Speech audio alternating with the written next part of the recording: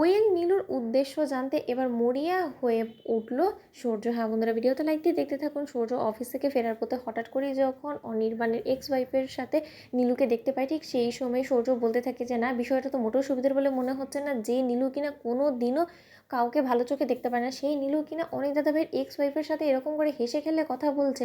বিষয়টা তো যথেষ্ট পরিমাণে সন্দেহবাচক বলে মনে হচ্ছে।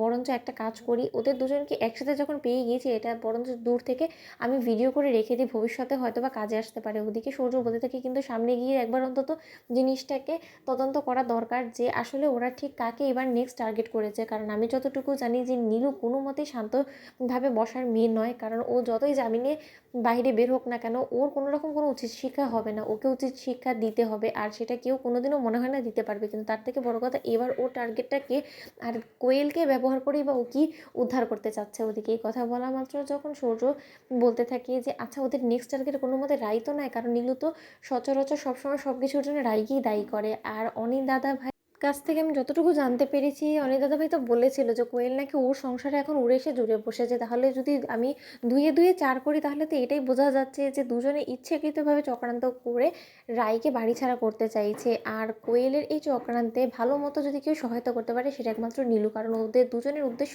একই।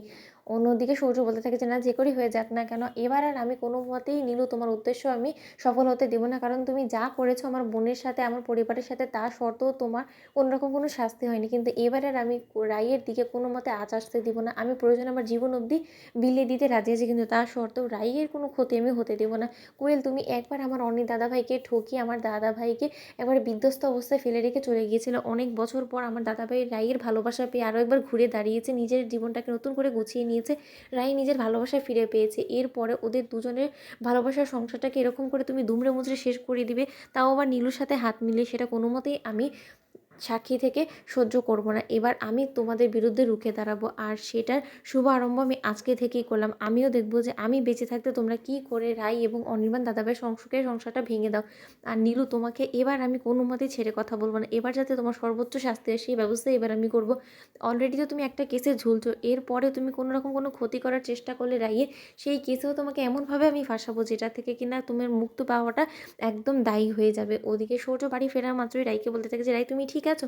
তুমি একটু সাবধান থেকো, কারণ তুমি যাকে আশ্রয় দিয়ে বসেছো সে কিন্তু অন্য কারোর সাথে হাত মিলিয়েছে, আর সেটা খুব একটা সুবিধাজনক মানুষের সাথে নয়। তাই আমি তোমাকে আগেভাগে সাবধান করে দিচ্ছি, যেখানেই তুমি পা ফেলো না কেন একটু বুঝে শুনে পা ফেলো।